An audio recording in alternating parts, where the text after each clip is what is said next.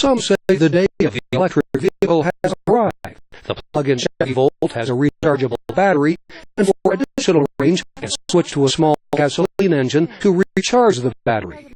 The plug-in Nissan Leaf is an all-electric vehicle designed for short commutes.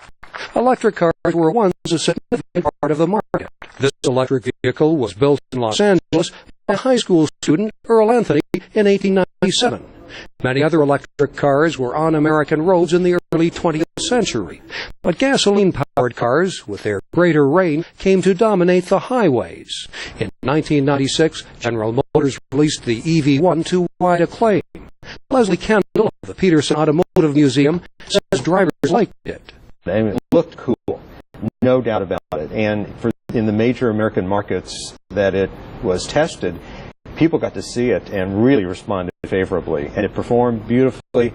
But it was expensive to make and had a limited range. Production stopped after 1999. Today's electric models have solved some earlier problems, but charging stations are hard to find outside of major cities, says Edward Kerr of Southern California Edison, an electric utility company.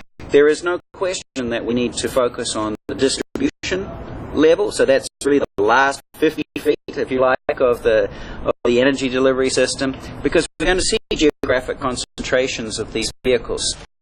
New charging stations are being installed in homes and businesses, many by the company AeroVironment. AeroVironment's Kristen Helsall says the technology is spreading. Everywhere from Australia to Canada, Brazil, across Europe, all sorts of places, all across the Pacific Rim. There's almost nowhere that we're not going. India, places like that. You know, those are all places that have a really strong interest in vehicle electrification.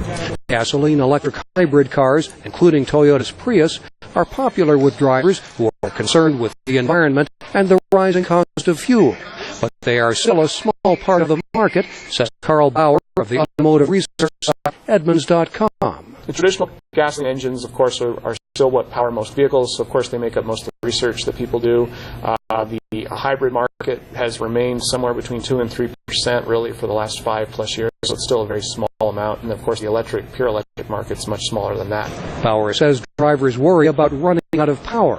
But he says that with planning, they won't, and batteries are improving. He notes that options are being considered to extend the range of the cars.